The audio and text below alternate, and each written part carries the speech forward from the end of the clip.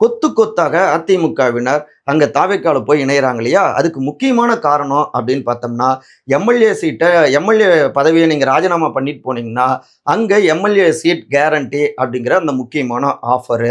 2வது அப்படியே கிடைக்கலனாலும் சரி, வாரியம் போன்ற பவர்ஃபுல்லான பதவி கிடைக்கலாம். அதுவும் இல்லைனாலும் சரி, முக்கிய முகங்களாக இருந்தா, ஒரு தொகுதிக்கு ஒரு மாவட்ட செயலாளர் கொண்டு வரலாமா? அப்படின்லாம் யோசிச்சுட்டு இருக்காராமா, தாவேக்கா தலைவர் முதலமைச்சர் திரு ஜோசப் விஜய். ஸோ அப்படி நமக்கு மாசே பதவி கிடைக்கலாம் ஜாக்பாட்டு அப்படின்னு நினைக்கிறாங்க. 3வதாக ஒட்டுமொத்தமான அந்த செலவுகளையும் அவங்க ஏத்துக்கிறேன்னு சொல்றது. 4வதாக சீக்கிரமா உள்ளாட்சி தேர்தலை நடத்திடலாம், இந்த ஜோஸோடவே வெற்றியை பெற்றிடலாம் அப்படின்னு நினைக்கிறாங்க. ஸோ அப்படி உள்ளாட்சி தேர்தல் வரப்ப நிச்சயமாக நமக்கு வாய்ப்புகள் கிடைக்கும். கொஞ்சம் ட்ரை பண்ணோம்னா நம்ம மேயரா கூட ஆகலாம் அப்படிங்கிற அந்த முக்கிய ஆஃபரு. 5வதாக ஒரு பக்கம் திரு அண்ணாமலை அவர் புதிய பார்ட்டின்னு தொடங்கியிருக்காரு. அந்த பக்கமும் நிறைய கூட்டங்கள் போறாங்க, இளைஞர்கள் போறாங்க.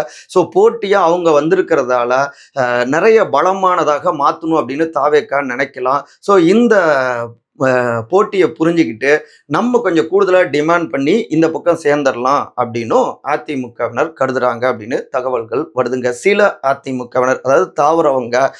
அதை ஒட்டி தான் இந்த வீக்கெண்ட் ஆனால் இந்த ஹைஜாக் அரசியல் நடக்குது இல்லையா?